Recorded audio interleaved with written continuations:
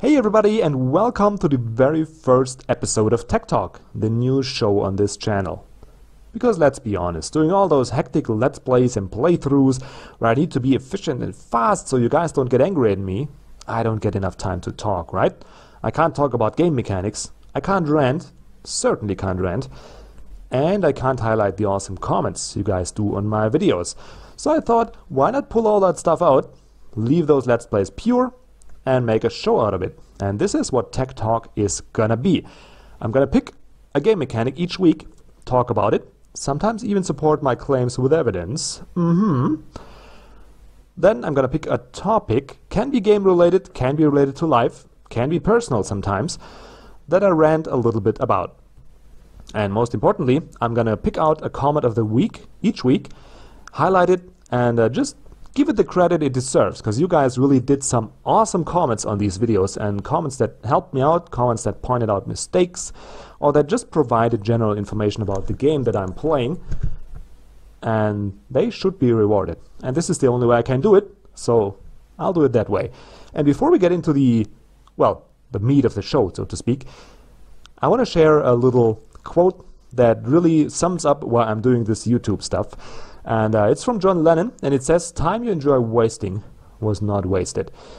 And that couldn't be more true in my case, because I'm really, as you probably heard through my commentary on the videos, I don't really have that much time to actually do YouTube. Some might say it's really insane to take on the responsibility to have a, try and get a bigger channel when you only have that little time, only have the weekend. And yeah, technically that's correct. But then I learned, once you guys started engaging with the videos and started commenting and started liking, and I really see that it's enjoyed, it gives so much back. It's so much positive energy and so much, I just want to say, so much power that I get from that I actually get through my day better, faster, more efficient. I'm just more happy overall. Even though making YouTube videos, technically, you could argue it might be wasted time, right? But it's not, because all the energy that I get from it is gonna make my day and my life a lot better. So thank you guys for engaging in the videos like you do. Please continue doing it, and I'll be on the other end supplying the videos. So let's get into it. What's up? It's gonna be a little overview of the topics of today. For game mechanics, I picked an easy starter. We're gonna talk about the minor factions, because there's multiple. I'm not gonna highlight them all and explain them all, but I want to pick out the most important ones in my opinion, and I want to give an overview what their strengths are, where they're weak, and just in general which race they go well with. In the Tech Talk, my rant section, today I'm gonna talk about the nerd leeches, because they really go on my nerves. I've been a so-called nerd my entire life. I've loved to play video games. I loved everything that's connected with, IT in general. I love the PC, programming on it, all that stuff. And the last couple years, there's a new nerd culture, and it's filled with people who really have no clue what they're actually into. And it's suddenly hip and cool, but in a way that really makes me uncomfortable. And I want to rant about that a little bit. And the comment of the week, like I said, it's going to be a little bit of backtracking, because this show is new and there's so many awesome comments. And I had to pick one, so sorry for all the others. But maybe we'll get around to highlight them as well. So, minor factions. First, some basics about the minor factions. What you can do with them, and what I usually do with them, which kind of works well, is pile on your strength. So for example, if you got a race that already, like the Broken Lords, is making a good amount of dust, you want to pick a faction that supports that strength to make it even stronger and to make it eventually imbalanced, overwhelming, overpowered, so to speak. Or like the Walters, they get strategic resources, so you want a minor faction that gives you even more strategic resources, and make yourself stronger, make yourself imbalanced, empowered, overpowered. And that's what minor faction can do for you. Get enough villages. It's the second point. There's factions that provide a percentage-based bonus, and they're really not that good if you only got one village pacified even though the bonus itself might be awesome, but it needs to be significant. If it's only 5%, most of the time it's not worth it. So you need to have a minor faction that piles on your strength, if possible, and you need to have enough villages of that pacified. And if none of that's the case, there's also strong arguments for certain types of units, and use them. Some people don't really use the minor faction units to their full potential because the factions, the major factions I'm talking about, the Wild Walkers and Bolters and all those guys, they got a pretty strong set of units already. So why use the sometimes inferior minor faction units? But they can have a strength of their own, and most importantly, they can save you the time to tech to one of the other units if you don't have it. So these are 3 things to generally look out for when concerning minor factions. So let's get into it. The by far, my opinion, best minor factions are the Silix. They got a powerful infantry. They got, in my opinion again, the best faction bonus in the game because strategic resources are so rare and you actually get plus 0.5 strategic resources per village. So if you got 3 villages pacified, or even just 2, you get an extra strategic resource per turn. It's amazing. They're universally good with all the races. As you saw in my last playthrough with the Walters, they piled on my strength pretty nicely. Their units are slow, but really powerful. They got the highest defense among all the minor faction units, and they got a good attack and good damage most of all. They got a beam ability, which will, if you attack units in a line, which will spread the damage through all the units that stand behind that one that you attacked. So they can be a good source of damage if you can give them high enough initiative to strike first. And even if you don't, you can give them the sweep strike back, and they get an area of effect damage either way. And they're very good blockers, so just a strong faction overall, because they touch on all the things you need to be concerned with. They have an amazing minor faction bonus. They got a pretty powerful unit, and yeah, they can pile on the strength if you're playing the Walters. The second one, some people might say they're even stronger than the Silix, but I think the Silix with their strategic resource are still the best overall, are the Eyeless ones. They got a good, or maybe the best support unit in the game. They're pretty easy to acquire. That's one point that I forgot to mention, because you got to parlay or quest or defeat the minor factions, and the Eyeless ones, they're pretty easy to defeat, so you can get them easily. And they got an amazing faction bonus, because they give plus 0.5 Empire approval per village that you pacified. Whoops. They're best for the early expanders, for Wild Walkers and Broken Lords, because, and that's even more true if you play on higher difficulties, if you expand, as you know, you get approval hits, and the Eyeless ones can offset that to a point where you can expand rapidly fast. And factions who are good at that, like the Wild Walkers and the Broken Lords are, they actually benefit from that hugely. But like the Silix, they're very good overall in general, so they can be strong for all the races. Also, they got the strongest support unit in the game. They got a target heal, and they got a good amount of HP. I think like 115 on level, just if you get them straight away. And that's helpful if you got strong blocking units, which most of the factions have, except for the Necrophages maybe. So my second best minor faction to pick. Next, I picked the Cassandra, and some people might argue against that because they are very specific. But what the Cassandra have is the strongest flyer, and you might argue the strongest unit that you can get from minor factions, the so-called demon. They got the highest HP in amongst the minor faction units, plus strong damage and a chain lightning effect that will give you area of effect damage if you attack. And they give you plus 5% influence per village.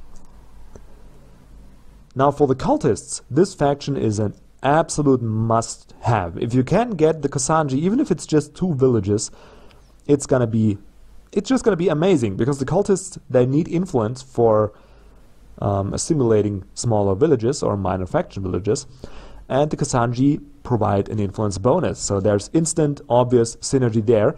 And they also got a really strong unit. They're also okay for the Draken, because the Draken can go for the diplomatic victory with their ability to enforce certain diplomatic options on other empires, and for that you need the influence, so the Cassandra also fit in well there. Problem, and why they're just okay, is because their unit doesn't really synergize very well with the Draken units.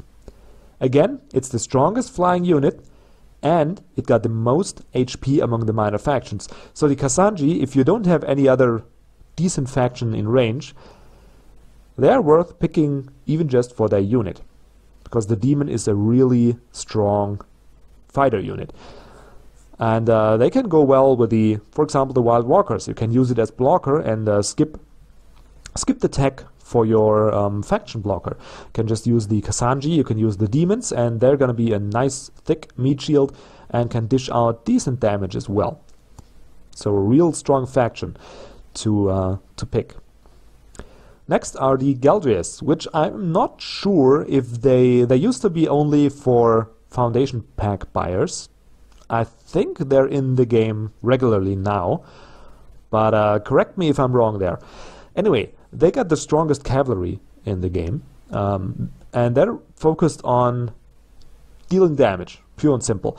So the Galdrias are a little bit of a specialist faction to pick, and they give a real awesome bonus if you think about it for a minute.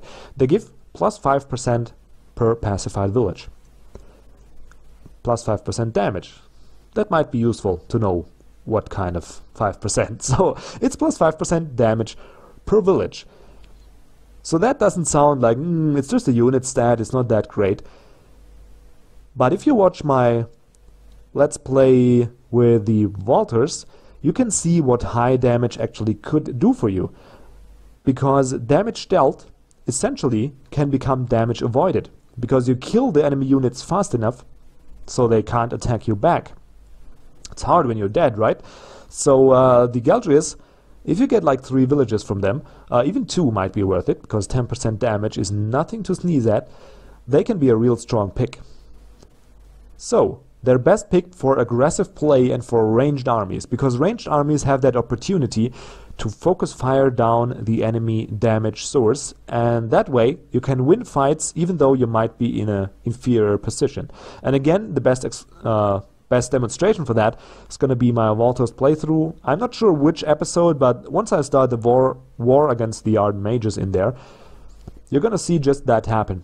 I have an army that's focused on damage and high initiative, and even though I'm technically inferior to their troops, I can win because I can focus out their damage dealers, and that way don't take as much damage as I usually would. Also, just honorary mention, they got the strongest cavalry unit. Their cavalry unit actually has the highest damage among the minor faction units, and it's just good overall. It had decent stats, decent hit points, but a real high damage, and it's going to stack, of course, with the damage bonus you get per village. I wouldn't go as far as saying that they are worth picking just for their unit, but it's a nice bonus. Again, most damage among the minor factions. The Orses are a real interesting one, and they might, in some circumstances, might be the best pick you can get. In other circumstances, though, not that great.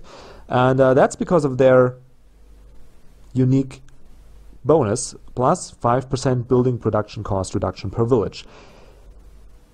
So if you're focused, like, for example, you have a race like the Wild Walkers that are focused on building a large empire quickly and expanding and, you know, getting ahead that way by having many cities and having them be strong. Or if you got strong techers like the Arden Mages, for example, who usually tech faster than they can build the buildings. The Orses can be really strong if you get enough villages pacified. And they got a decent enough fighter. He's not great, the Rumbler, but he's decent. So again, if you get like 3 villages, or more than that, is just gonna be amazing. If you get 4 villages of that, it might be worth taking them over any other faction, even the Silix, because you get 20% reduction on your building cost, and that's gonna be real helpful if you yeah. And they are also okay as meat shield. They actually have as many hit points as the demons, and they're pretty tough to kill. Also, they got decent damage potential with their beam ability, but again, they're just decent fighters. Go well with ranged armies, where you can put them in the front and have them soak up the damage, because they're pretty slow, and they dish out a little bit of damage as well. Next are the Devars, which probably is going to be a faction that I want to have on my next playthrough with the Broken Lords. And I call them the Broken Lords' best friend, because their bonus is going to be 5% dust income per village that you pacify. And that is just insane if you're playing the Broken Lords. With other factions, though, there's a choice to be made between industry output and dust output. And sometimes you're just not going to rely on dust so heavily, so the bonus doesn't become that important, and then they don't have anything else to offer. Their fighters are not bad. They got a circular attack and they got a stun, so they're pretty decent, but nothing major, nothing great. Their stats, and that's the major problem, are just mediocre at best. They're really not that great. Their skills are good, don't get me wrong. The stun can be really nice, and the circular attack, of course, is a area of effect damage, so that's good. But the rest of the unit not that great, and later on they become kind of obsolete. But that dust income, depending on your playstyle, can be a game changer. So, but they're kind of specific, so I put them further down the list. And next we're gonna have 2 honorable mentions in the Haunts and the Boss. Now the Haunts have the same thing. They can pile on a strength, like for example for the Ardent Mages, who are already strong techers. You can get even stronger, or the Vaulters, by getting that 5% science output per village. They got pretty good fighters, who are not that durable, but good damage dealers, and they got an area of effect, and they are flyers, but they're very expensive. I'm not sure, but I think they're even the most expensive unit from minor factions that you can have. I think like 200 industry for one, and that's got to be factored in, because then most likely you're going to use your own units and you won't build those very expensive fighters, even though they're not bad. And you need a couple villages to actually make them useful. If you just get 1 or maybe 2, it's hard to pick them, because there's better bonuses in the game. Same goes for the Boss. First of all, they got the coolest faction name in the game. Like, who doesn't want to be a boss, even though they got a fat ass belly, but you know what I mean, right? They they just got a good faction name. That doesn't help you that much in the game though, but their bonus is pretty nice. The food output. You have to have a couple of villages though. I would recommend only taking them when you got either really starving cities and you really just need the food boost, or if you got 3 villages or maybe even 4. Because the food output is good, but you can get a lot of techs to improve your food output, and their unit, their cavalry unit, is just, for me, it's not worth it. It's really not worth even getting it. So I'd rather pick a minor faction where I can actually use their unit. So that's my list, and again, to sum up, strongest unit for me is the Silix, with their Harmonite fighter and their plus 0.5 strategic resource bonus, closely followed by the Eyeless ones, who give you plus 5 approval rating, which can make you expand ridiculously fast, because it's going to offset the malice that you get, even though even in higher difficulty levels, because one thing that makes higher difficulty levels hard is that you get an offset to your Empire approval, so the Eyeless ones can combat that. Well, that does it for the overview of the minor factions. If you got additions to the list, or if you got some input on that, let me know in the comments. On to the next minor faction and the actual topic of today's Tech Talk or Tech Rant. The hipsters. If you got enough of them on one place, they're pretty freaking repulsive because of their 5% repulsive power bonus per pacified village, and they need accessories to actually look intelligent, and that's why I picked them for today. They leech off of other cultures. That's what they do. Because really, look around your gaming friends. Look around. Look back even. I've been a gamer for 20 years. I never in my life met a gamer who looks like the friendly man on this picture. Who does have that beard growing and has the Pac-Man shirt, or has an extra distasteful but still fitting to the glasses kind of shirt. I hate it. I want them to get out of our gaming culture. I want them to stop making their videos on so-called nerdy topics. I want them to stop playing Minecraft, pretend like they're gamers. It's not the only game we play. And actually, you're not a gamer if you just do a video on that once in a while, leech on the culture that evolved around gaming, and then going back to your web designing job or whatever it is you do for a living. That's not what gaming is about. Gamers actually play the games for real. They actually try to be good at that, and they actually succeed at it. And it's a different kind of culture. We don't pretend. Like, for gamers, it's just, we want to get off reality. We want to just take a dive into a virtual world and live in that and be ourselves and just fulfill whatever fantasy you can't fulfill in real life. Like, I couldn't manage an empire in real life, even though maybe I could try. Can't do that in a game. And I can't probably run around shooting, or I can't be a gangster in real life. I don't want to be one neither, but games allow me that opportunity. And for me, it's an escape from reality, an escape from all the stupid people around me. And actually, every gamer I met has the same motivation. He wants to get away from the stupidity, from the aggressive kind of society that they live in, and just want to escape and sit back and relax. And that's what they use games for, and that's how we connect. It has nothing to do with self-presentation. It had nothing to do with being hip and cool and nerdy.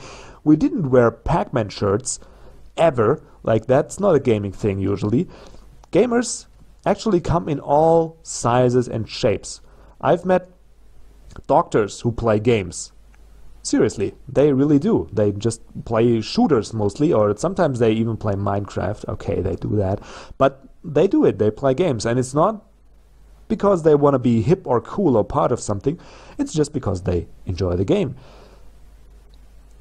Gamers can be, I don't know, they can be administrators. They can be just office workers. They come in all sizes, shapes, and today even in all genders.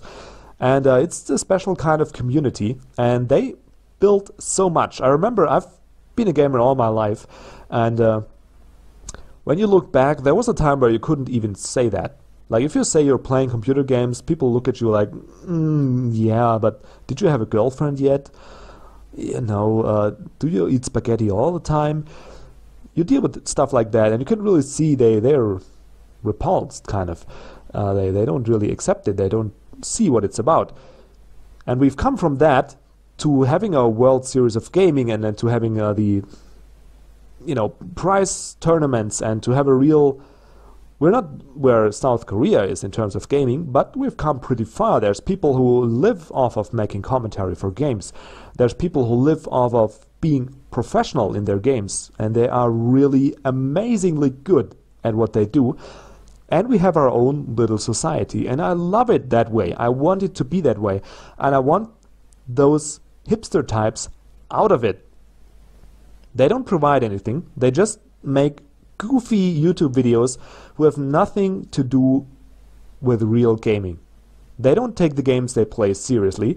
They think, just make some jokes about it and be jovial about it, and ooh, it's so cool. We're playing Minecraft because we're different, and then we're going back to the web designing job or whatever the fuck you're doing for a living. But actually, that's not gaming. Gaming is getting pizza on Friday evening and playing through the entire weekend.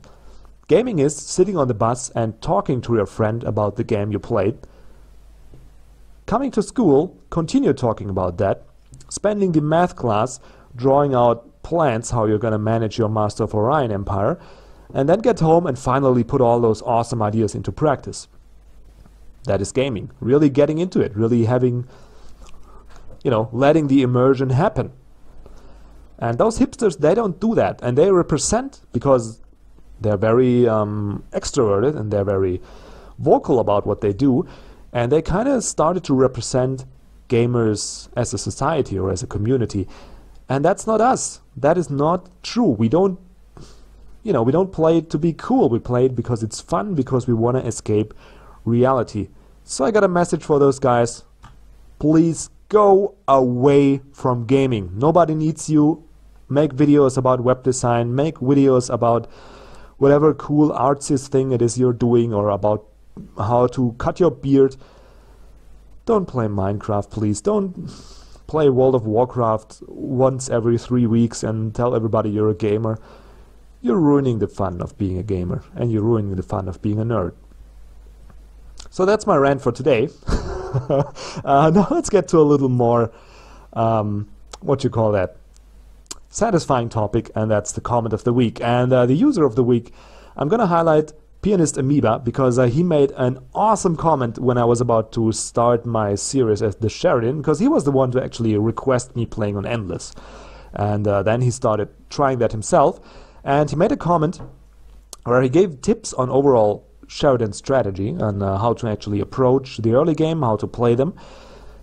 He gave a lot of hints for useful techs, which routes in the tech tree you should pursue, and he gave reminders and pointers for the different chip classes and for the abilities of the Sheredyn and how to make them useful.